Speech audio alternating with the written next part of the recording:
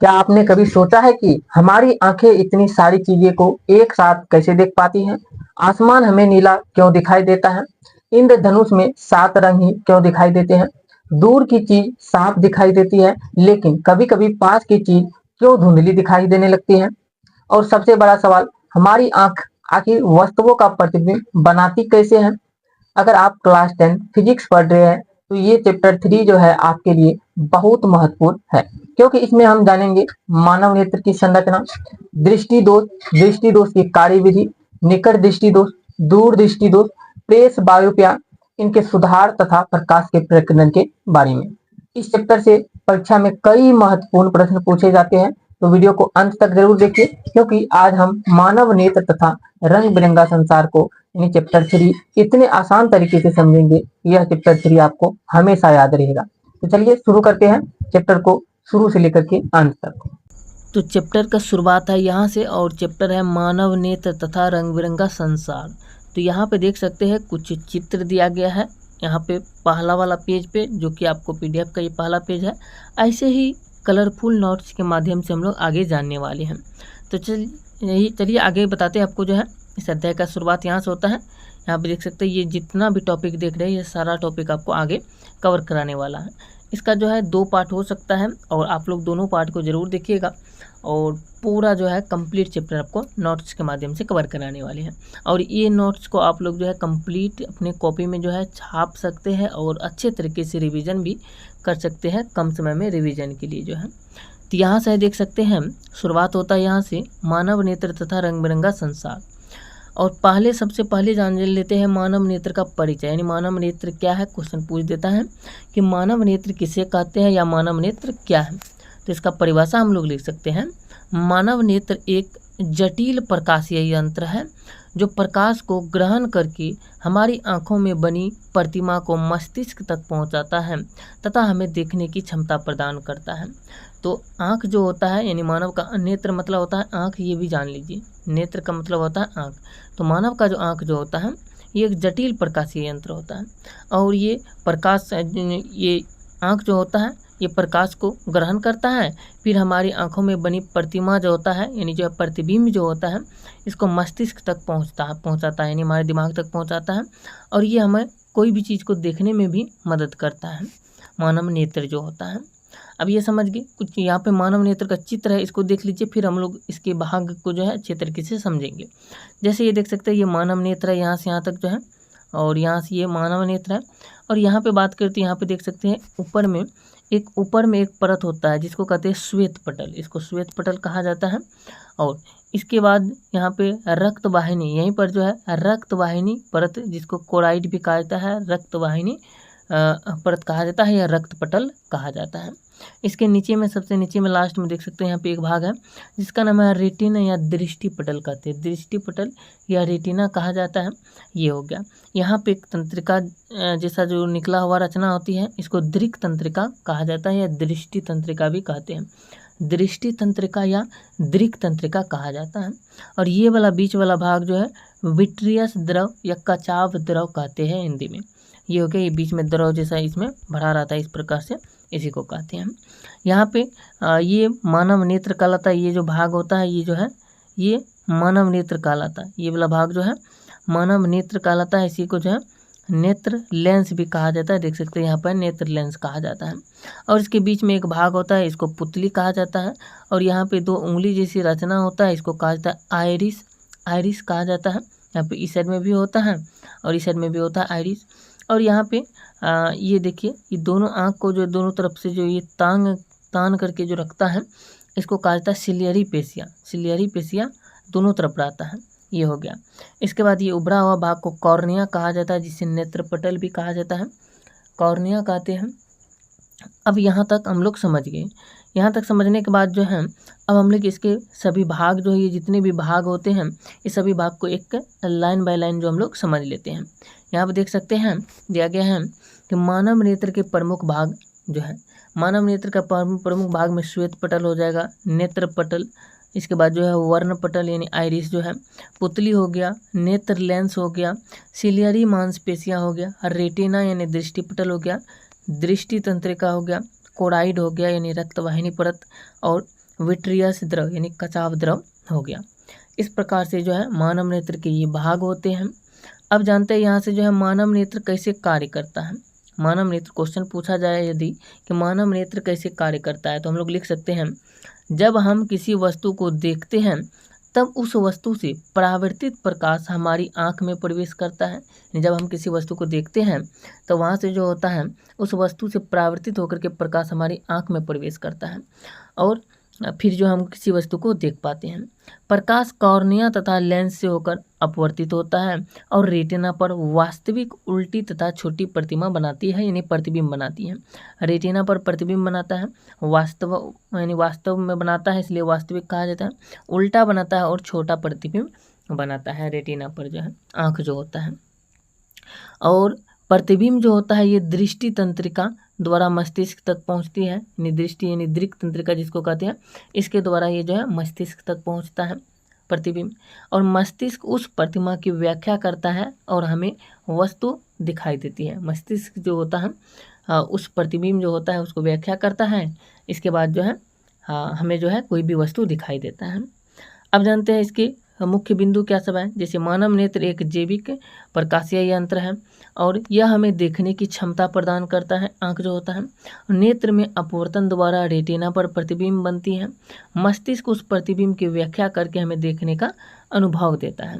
इसके बाद जो है रेटिना पर वास्तविक उल्टा एवं छोटा प्रतिबिंब बनती है, यानी जो है प्रतिमा जिसको कहते हैं प्रतिबिंब प्रतिमा एक ही चीज़ है। और अगला पॉइंट की बात करें तो दृष्टि तंत्रिका प्रतिमा को मस्तिष्क तक पहुंचाती है और मस्तिष्क प्रतिमा की व्याख्या करके हमें वस्तु दिखाई देता है। इस प्रकार से ये हो गया इसका आंसर। मुख्य बिंदु था ये ऑब्जेक्टिव के लिए। अब यहाँ से आता है यहाँ पे दूसरा भाग बात करें तो मानव नेत्र की संरचना। मानव नेत्र जो भी हम लोग संरचना देखिए सेम संरचना यहाँ पर भी है, आप लोग संरचना बना सकते हैं। क्वेश्चन पूछा जाता है मानव नेत्र का नामांकित सचित्र वर्णन करिए या मानव नेत्र का चित्र बनाइए या संरचना बनाइए, इस प्रकार से पूछ देता है। आपको कुछ नहीं करना है, मानव नेत्र का परिभाषा लिख देना है, इसके प्रमुख भाग का नाम लिख देना है और चित्र को बना देना है। जैसे हम मानव नेत्र की बात करें तो मानव नेत्र देखने का एक अत्यंत महत्वपूर्ण अंग है जो प्रकाश को प्रग्रहण करके यानी जो है ग्रहण करके उसे मस्तिष्क तक पहुंचाता है तथा हमें देखने की क्षमता प्रदान करता है। ये हो गया मानव नेत्र का जो है परिभाषा लिख सकते हैं इस तरीके से। अब यहाँ पे मानव नेत्र का चित्र देख सकते हैं, वही सेम चीज़ है जो अभी हम लोग उधर पढ़ चुके हैं। जो आगे देखिए मानव नेत्र का वही सेम चीज़ यहाँ पर भी हम बताएंगे, इसलिए जो है आप लोग पीछे में जो आपको बताए वहाँ पर नोट किए होंगे, वही सेम चीज़ यहाँ पे लिखना है। इसलिए हम इसको छोड़ रहे हैं क्योंकि वही चीज़ यहाँ पर भी बताना है और वहाँ पर भी बताई, आपका समय इसमें बर्बाद होगा हमको बताने में, इसलिए जो आपको यहाँ पर जो है मानव नेत्र के मुख्य भाग जो है इसके बारे में थोड़ा डिटेल से जान लेते हैं। जैसे मानव नेत्र के प्रमुख भाग में श्वेत पटल हो गया जो कि नेत्र का बाहरी और कठोर आवरण होता है ये। दूसरा कॉर्निया हो गया, नेत्र पटल यानी ये पारदर्शी होता है, गोल होता है और गुंबद के आकार का होता है ये। इसके बाद आता है आइरिस। आइरिस जो होता है ये रंगीन भाग होता है, पुतली का आकार बदलता है इसका, यानी रंगीन भाग होता है और पुतली का आकार जो है बदलता है। अब पुतली क्या है, पुतली की बात करती है प्रकाश प्रवेश करने वाला छिद्र होता है ये पुतली जो होता है यहाँ पर जो है। इसके बाद लेंस, नेत्र लेंस जिसको कहते हैं ये पारदर्शी होता है, लचीला एवं फोकस बनाने में सहायक होता है लेंस जो होता है ये जो भाग है। इसके बाद सिलियरी मांसपेशियाँ, सिलियरी मांसपेशियाँ की बात करें तो लेंस की मोटाई बदलने में सहायक करता है। सिलियरी मांसपेशियाँ लेंस की मोटाई बदलने में सहायक होता है, यहाँ पे जानिए। अब इसके बाद जो है कुछ और भाग है जैसे रेटिना। रेटिना का बात करें तो रेटिना जो होता है जिसको दृष्टि पटल कहा जाता है, प्रकाश संवेदनशील परत होता है और यहाँ वास्तविक एवं उल्टा प्रतिबिंब बनती है। आगे बात करें तो दृष्टि तंत्र का। दृष्टि तंत्र का जो होता है ये संदेश को मस्तिष्क तक पहुँचाती है। इसके बाद कोराइड जो होता है यानी रक्तवाहिनी परत, ये नेत्र को पोषण देती है तथा प्रकाश के परावर्तन को रोकती है। इसके बाद आता है यहाँ पे विट्रियस द्रव। विट्रियस द्रव जो होता है ये जेली जैसी द्रव पदार्थ होता है और नेत्र का आकार बनाए रखने में मदद करता है विट्रियस द्रव जो है। अब यहाँ पे नोट में याद रख सकते हैं कि रेटिना अत्यंत कोमल परत होती है और नेत्र में रक्त वाहिकाएँ केवल कोराइड परत में होती है, इतना आप लोग याद रख सकते हैं। अब आगे बात करें तो हम लोग जानते हैं समंजन क्षमता के बारे में। समंजन क्षमता क्या है इसके बारे में जानते हैं थोड़ा डिटेल से। क्वेश्चन पूछा जाएगा समंजन क्षमता क्या है या समंजन शक्ति क्या है।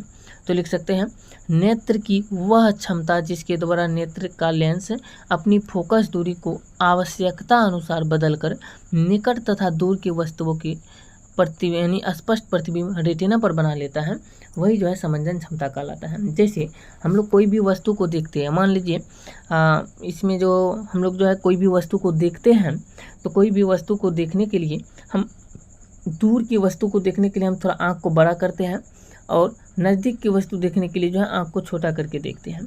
तो इस तरीके से जो हम लोग जो है आँख को छोटा करते हैं और बड़ा करते हैं वस्तु को देखने के लिए, यहाँ पर जो कार्य कर रहा है यही कहलाता है समंजन क्षमता। यानी अपनी फोकस दूरी को जो है कम करके या दूर करके या कम करके जो है बढ़ा करके घटा करके जो हम लोग किसी भी वस्तु को देखते हैं, यही हमारी समंजन क्षमता कहलाती है। तो ये हो गया समंजन क्षमता का परिभाषा।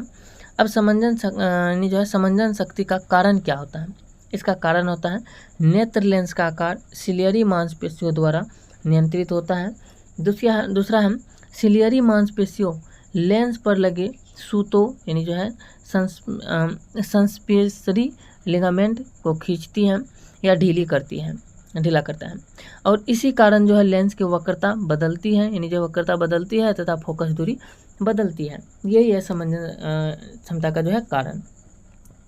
अब यहाँ से हम लोग समझते हैं निकट वस्तु देखने पर क्या होता है, यानी जो है नज़दीक के वस्तु देखने पर क्या होता है। यहाँ पे देख सकते हैं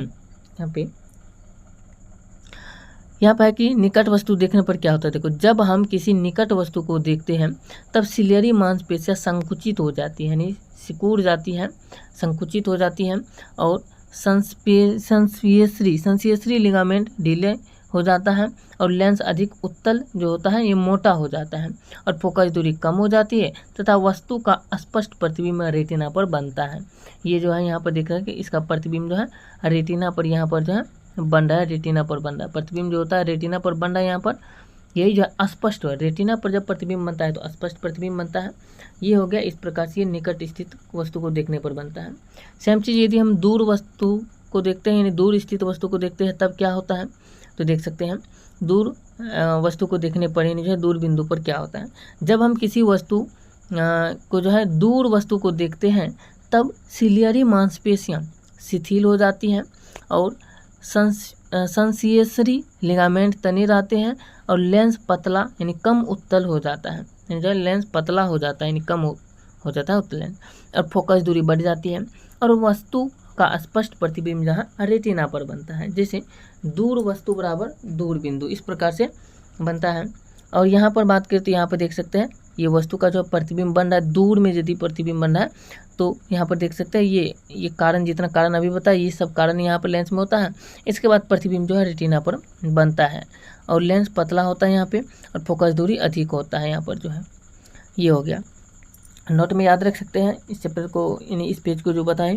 नेत्र की समंजन शक्ति की सीमा लगभग 25 सेंटीमीटर से अनंत तक होती है और स्वस्थ मानव नेत्र निकट बिंदु जो है 25 सेंटीमीटर तथा दूर बिंदु जो होता है अनंत पर होता है। यानी हम जो है नज़दीक बिंदु पूछे तो हम लोग बोल सकते हैं नज़दीक बिंदु जो है 25 सेंटीमीटर, यानी जो है 25 सेंटीमीटर निकट बिंदु होता है और सही देखने का। और दूर स्थित बिंदु की बात करें तो अनंत तक हम लोग अपनी आँख से देख सकते हैं।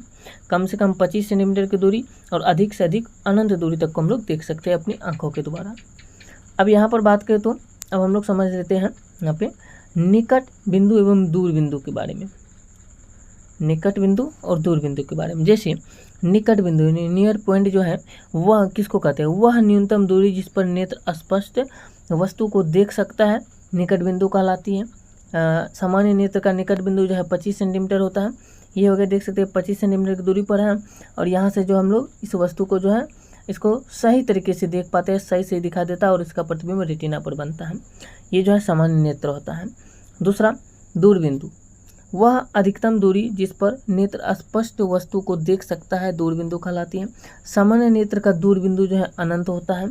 जैसे यहाँ पर जो हम ये मेरा आँख होता है और आँख से इसका प्रतिबिंब रेटिना पर बन रहा है और इधर दूर कहीं पर जो है वस्तु है, बहुत दूर स्थित वस्तु है और इसका प्रतिबिंब रेटिना पर बन रहा है सही और हमको दिखाई भी दे रहा है, तो हम लोग बोलेंगे दूर स्थित बिंदु जो है इसको स्पष्ट दूर स्थित बिंदु जो है जिसको हम लोग स्पष्ट प्रतिबिंब बना पाते हैं।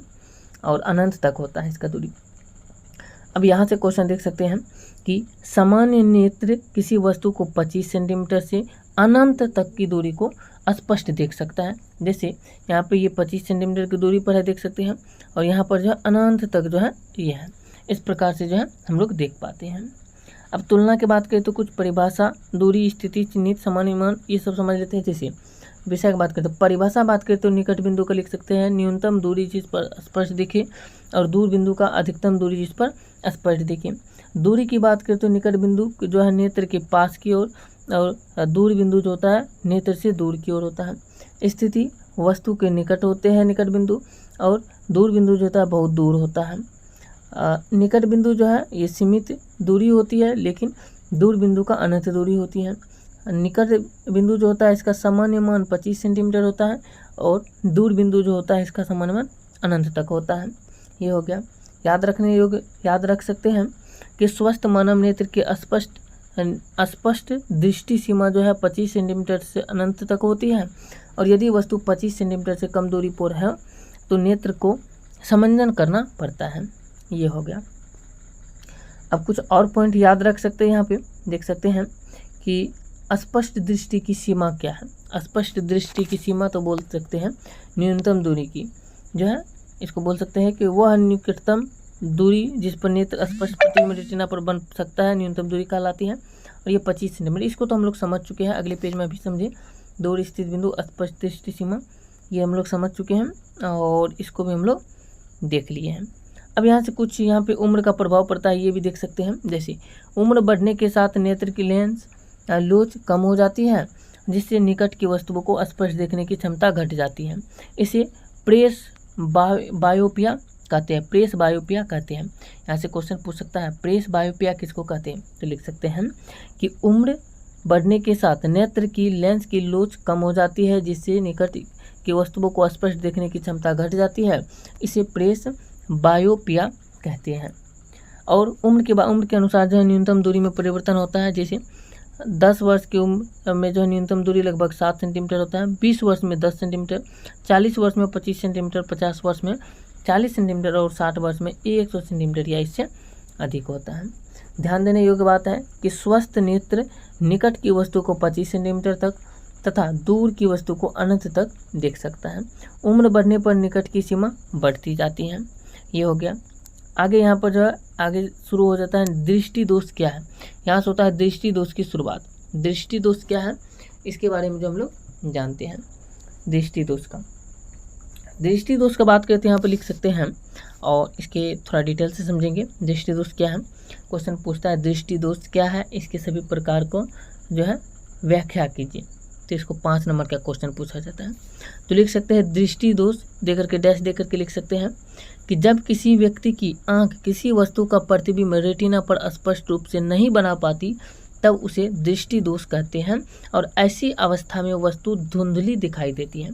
जब हमारे आंख जो होता है, आंख के द्वारा या तो नज़दीक की वस्तु या दूर की वस्तु, कोई भी वस्तु अगर हमको नहीं दिखाई देता है साफ साफ, तो हम लोग बोलते हैं कि इसको जो है दृष्टि दोष हो गया, यानी आँखों में जो है बीमारी हो गया। और दृष्टि दोष जो होता है ये मुख्यतः 3 प्रकार के होते हैं। निकट दृष्टि दोष, दूर दृष्टि दोष, और जरा दूर दर्शिता या जरा दूर दृष्टि भी कहते हैं।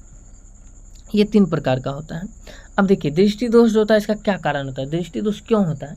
दृष्टि दोष होता है क्योंकि नेत्र गोलक की लंबाई में परिवर्तन हो जाता है इसलिए, या नेत्र लेंस की वक्रता त्रिज्या में परिवर्तन हो जाता है इसलिए, या समंजन शक्ति में कमी आ जाता है इसलिए, या आयु में वृद्धि आ जाता है इसलिए जो है ये होता है, यानी जो दृष्टि दोष होता है, यानी आँखों में बीमारी होता है। दृष्टि दोष समझिए कितने प्रकार के होते हैं, कुछ याद रखना है कि ये तीनों प्रकार के दोष जो है, निकट दृष्टि दोष, दूर दृष्टि दोष और जरा दूर दृष्टि, इन दोषों के कारण दृष्टि जो है आंख धुंधली हो जाती है तथा व्यक्ति को उपयुक्त चश्मे की आवश्यकता होती है। जो चश्मा हम लोग आगे जानने वाले हैं, उत्तल लेंस का और अवतल लेंस का जो है लगा होता है। अब जानते हैं पहला भाग निकट दृष्टि दोष क्या है। देख सकते हैं जिस व्यक्ति को दूर की वस्तु धुंधली तथा पास की वस्तु स्पष्ट दिखाई देती है उसे निकट दृष्टि दोष कहते हैं। जैसे यहाँ पर देख सकते हैं निकट दृष्टि दोष का जो है यहाँ पर वस्तु है, इसका प्रतिबिंब जो बन रहा है ये यानी जो दूर वस्तु का प्रतिबिंब जो है रेटिना से पहले, ये रेटिना होता है यहाँ पे, लेकिन इससे पहले यहाँ पर ही प्रतिबिंब बन पा रहा है, इसको जो है निकट दृष्टि दोष की बीमारी होता है। अब जानते हैं दूरदृष्टि दोष। जिस व्यक्ति को पास की वस्तुएं धुंधली तथा दूर की वस्तुएं स्पष्ट दिखाई देती है उसे दूरदृष्टि दोष कहता है। जैसे यहाँ पे देख सकते हैं ये वस्तु है, इसमें जो है देख सकते हैं यहाँ पे पास की वस्तु जो होता है ये धुंधली दिखाई देती है, लेकिन दूर की वस्तु स्पष्ट दिखाई देता है। ये नज़दीक में है और इसका वस्तु जो है सही से नहीं दिखाई दे रहा है, और पास वस्तु का प्रतिबिंब जो है रेटिना के पीछे ही बनता है, यहाँ पर आकर के बन रहा है। ये रेटिना जो है ये इसका प्रतिबिंब देख रहे हैं, इसका प्रतिबिंब जो यहाँ पर आकर के बन रहा है, तो ये जो प्रतिबिंब जो बन रहा है ये क्या कहलाएगा, ये दूरदृष्टि दोष कहलाएगा। अब यहाँ पर आगे बात करते हैं, आप देख सकते हैं जरा दूरदृष्टि। जरा दूरदृष्टि क्या है, आयु बढ़ने पर समंजन शक्ति कम हो जाती है जिससे पास की वस्तुएं धुंधली दिखाई देने लगती हैं, इसे ही जरा दूरदृष्टि दोष कहते हैं। जैसे यहाँ पर पास वस्तु का प्रतिबिंब जो है रेटिना के पीछे बन रहा है, यहाँ पर देख सकते हैं इसका प्रतिबिंब जो यहाँ पर बन रहा है, और ये जो है जरा दूरदृष्टिता कहते हैं। याद रखना दृष्टि दोष को चश्मे के जो है अलग अलग लेंस के चश्मे द्वारा जो ठीक किया जाता है, जिसकी चर्चा हम लोग आगे जानने वाले हैं। आगे बात करें तो अब जानते हैं निकट दृष्टि दोष, दूरदृष्टि दोष, ये सारे के सारे को जो हम लोग डिटेल से समझते हैं। डिटेल से समझना है तो आप लोगों को लास्ट तक बने रहना होगा, तभी आपको अच्छे तरीके से समझ में आएगा। तो यहाँ से होता है निकट दृष्टि दोष की शुरुआत। निकट दृष्टि दोष जो होता है ये क्या है, इसका परिभाषा लिख सकते हैं कि जिस व्यक्ति को दूर की वस्तुएं धुंधली तथा पास की वस्तुएं स्पष्ट दिखाई देती है इसे निकट दृष्टि दोष या मायोपिया कहते हैं। ये समझ के निकट दृष्टि दोष कहते हैं। निकट दृष्टि दोष में क्या होता है, निकट की वस्तु साफ दिखाई देता है लेकिन दूर की वस्तु साफ नहीं दिखाई देता है, इसलिए निकट दृष्टि दोष होता है। इसका विशेषता ये है कि दूर की वस्तुएं धुंधली दिखाई देती है और पास की वस्तुएं स्पष्ट दिखाई देती है। फोकस जो होता है रेटिना के आगे बनता है, यानी प्रतिबिंब जो होता है रेटिना के आगे ही बन जाता है। इसका कारण यही है कि यह दोष नेत्र गोलक के अति लंबा हो जाने या नेत्र लेंस की अधिक वक्रता के कारण होता है, जिसे दूर वस्तु से आने वाली प्रकाश जो होते हैं किरणें, तो दूर वस्तु से आने वाली प्रकाश की किरणें जो होती हैं रेटिना के आगे यानी फोकस पर जो है हो जाती हैं। यहाँ पे देख सकते हैं यहाँ पर प्रतिबिंब जो बन रहा है, यहीं पर प्रतिबिंब बन पा रहा है यहाँ पर जो है, इसीलिए जो इसको कहा जाता है जो है इसको निकट दृष्टि दोष है इसी व्यक्ति में। अब यहाँ पर हम लोग देख सकते हैं इसका लक्षण क्या लक्षण है, कैसे पता करेंगे कि निकट दृष्टि दोष हो गया है। लक्षण में देख सकते हैं, लिख सकते हैं कि दूर की वस्तुएं स्पष्ट नहीं दिखाई देगी, दूसरा पास की वस्तुएं सामान्य रूप से दिखाई देती है और आंखों पर अधिक जोर पड़ता है और सिर दर्द या आंखों में थकान हो जाती है, ये सब हो जाता है।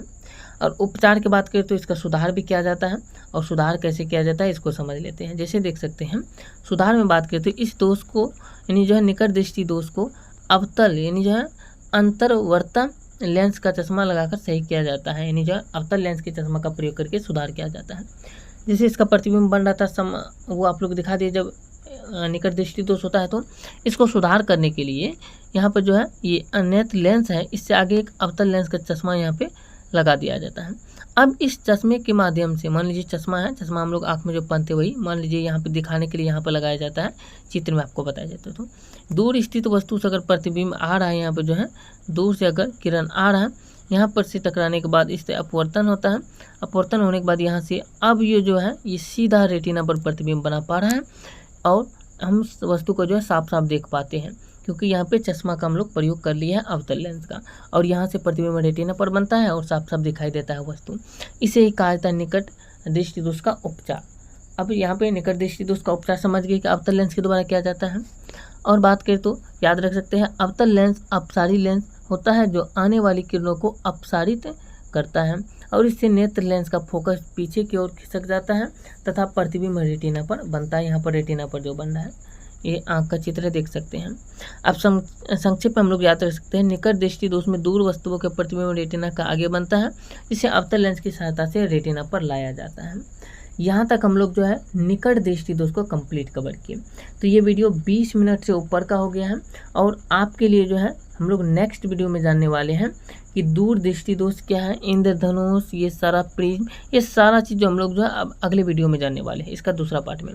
तब तक आप लोग वीडियो को यहाँ तक देखें, इसके लिए बहुत बहुत धन्यवाद।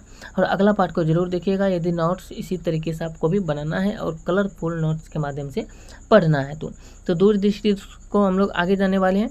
और भी ये देख सकते हैं यहाँ पर इस तरीके से जो है जितने कलरफुल नोट्स है, ये सारा चीज़ को हम लोग आगे जानने वाले हैं। तो चलिए ये वीडियो कैसा लगे आप लोग कमेंट करके बताइए, और मिलते हैं नेक्स्ट वीडियो में अगला पार्ट लेकर के। तब तक आप लोग साइंस के जो है सभी सब्जेक्ट का वीडियो अपलोड हो गया है, इसी तरीके के कलरफुल नोट्स के माध्यम से प्लेलिस्ट में जाकर के देख सकते हैं। जय हिंद।